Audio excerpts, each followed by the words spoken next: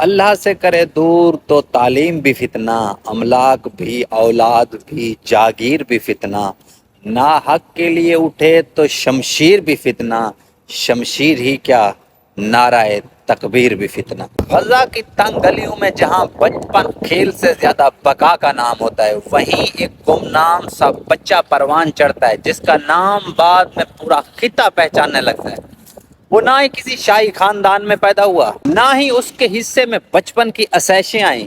اس کی آنکھ اس وقت کھلی جب غزہ بمباری، محاصرہ اور جنازوں کا عادی ہو چکا تھا۔ اس کا بچپن سوالوں سے بھرا تھا، مگر سوال یہ کہ گھر کیوں اجڑتے ہیں، لوگ کیوں مرتے ہیں، انصاف ہمیشہ سرحد کے اس پار ہی کیوں رہتا ہے۔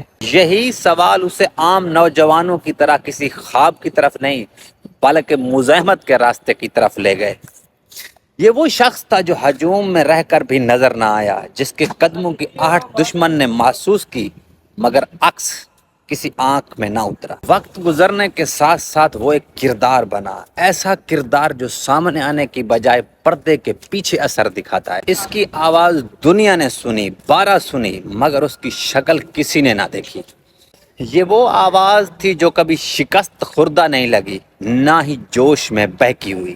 اس آنکھ میں حساب تھا، انتظار تھا اور ایک طویل جنگ کی سمجھ بوجھ تھی۔ یہی وجہ تھی کہ اس کے الفاظ ایک پیغام نہیں ہوتے تھے بلکہ ایک نظام فکر کی نمائندگی کرتے تھے۔ دشمن کے لیے وہ ایک نامعلوم چہرہ لیکن واضح خطرہ تھا، اور اپنے لوگوں کے لیے ایک ایسا سہارا جو نظر نہ آ کر بھی موجود رہتا ہے۔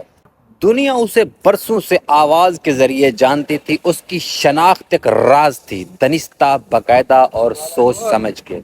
شاید اس لیے تجسس بڑھتا چلا گیا کہ وہ کون ہے جو اس قدر نظم و ضبط سے بولتا ہے، جو نقصان بھی بتاتا ہے اور حوصلے بھی نہیں ٹوٹنے دیتا۔ تو ناظرین، پھر وہ لمحہ آیا کہ خبر آئی کہ پھر وہ شہید ہو گئے ہیں۔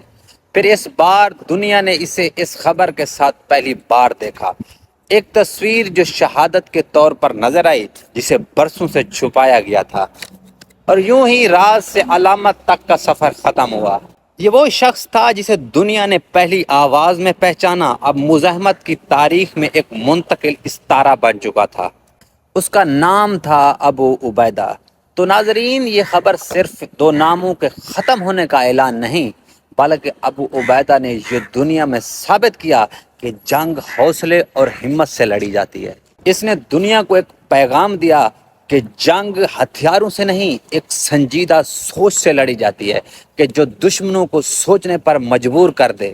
تو ابو عبیدہ نے دنیا میں یہ ثابت کیا کہ جنگ اپنے لیے نہیں، لوگوں کی بقا کے لیے لڑی جاتی ہے، جیسا کہ ہمارا اسلام کہتا ہے، جیسا کہ ہمارے نبی نے بتایا، جیسا کہ حضرت امام حسین علیہ السلام کی قربانی۔